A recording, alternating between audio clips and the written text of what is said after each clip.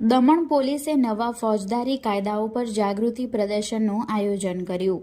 દમણમાં નવા ફોજદારી કાયદાઓના અસરકારક અમલીકરણને દર્શાવવા માટે આયોજિત એક ખાસ પ્રદર્શનનું ઉદ્ઘાટન આજે માનનીય પ્રશાસક અંકુર ગર્ગ IAS દ્વારા કરવામાં આવ્યું હતું.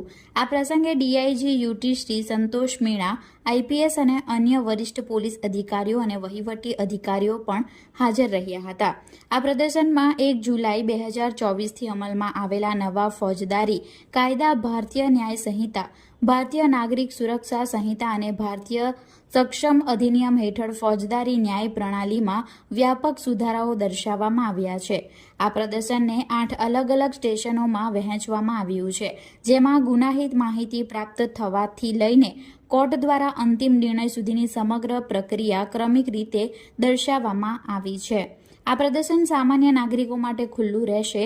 સામાન્ય નાગરિકો 19 થી 20 ફેબ્રુઆરીના રોજ સવારે 11 થી સાંજે 5 વાગ્યા સુધી પ્રદર્શનની મુલાકાત લઈ શકશે. દમણ પોલીસની આ પહેલ નાગરિક કેન્દ્રિત, પીડિતલક્ષી અને ટેકનોલોજી આધારિત ફોજદારી ન્યાય વ્યવસ્થા તરફ એક મહત્વપૂર્ણ પગલું ભર્યું છે.